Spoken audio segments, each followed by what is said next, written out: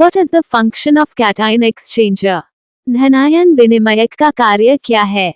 The cations of the salts are trapped at cation exchanger containing a bed of cross-linked polymers called cation resin. Hydrogen ions RH जोड़. Here, R is the complicated chemical composition of the resin. So the salts of calcium and magnesium are converted into different acid and mixed with water. So the water coming out from cation exchanger is acidic. The cations are trapped at the resin bed, so it is exhausted after flow of some quantity of water through it and regenerated by hydrochloric acid HCl or sulfuric acid H2SO4.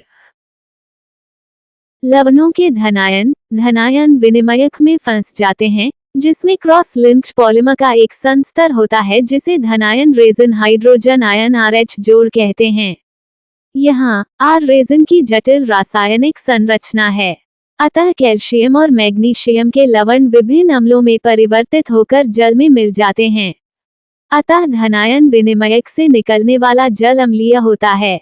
धनायन resin संस्तर में फंस जाते हैं, इसलिए कुछ मात्रा में जल प्रवाहित होने के बाद ये समाप्त हो जाता है और हाइड्रोक्लोरिक अम्ल HCl या सल्फ्यूरिक अम्ल H2SO4 द्वारा पुनर्जीवित हो जाता है। What is the function of a spreader? Spreader का क्या कार्य है? In spreader stoker-fired boiler, coal is fed with the help of a rotating feeding device called feeder or spreader. It is a rotating drum having large number of blades mounted on it. When the spreader rotates, it throws coal into the furnace. Depending upon the load on the boiler, spreader speed is adjusted.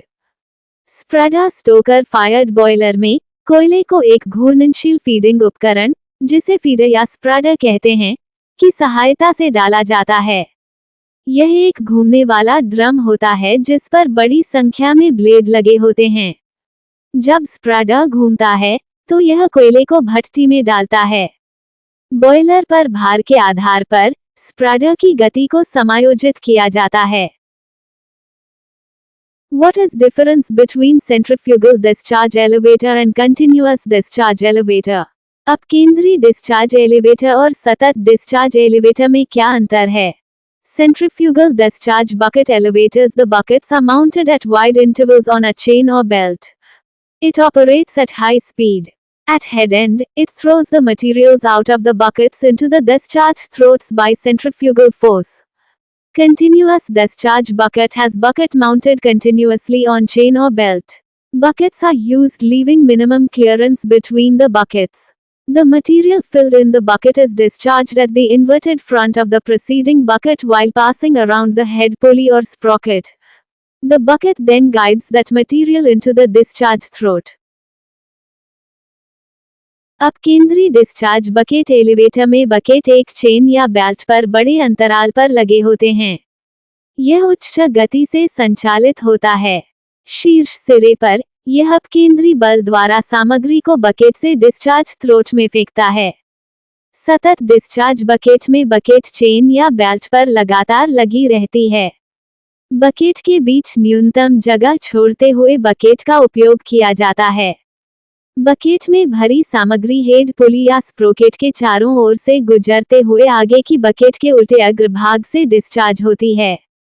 फिर bucket उस सामग्री को discharge throat में ले जाती है। What are the merits of preheating of combustion air? दहन वायु के पूर्वतापन के क्या लाभ हैं? Air preheating is helpful to improve combustion, increase thermal efficiency, decrease fuel consumption, increase steam generation capacity, stabilizes fuel ignition, greater load flexibility. वायु पूर्वतापन दहन में सुधार, तापीय दक्षता में वृद्धि, ईंधन की खपत में कमी, भाप उत्पादन क्षमता में वृद्धि, ईंधन प्रज्वलन को स्थिर करने और भार लचीलेपन को बढ़ाने में सहायक है। What is feed control station? Feed control station क्या है? The area where feed control valves are located is named as feed control station. Mostly, this section is kept nearer to the boiler. वह क्षेत्र जहां feed control valve स्थित होते हैं, feed control station कहलाता है। आमतौर पर, ये भाग बॉयलर के पास रखा जाता है।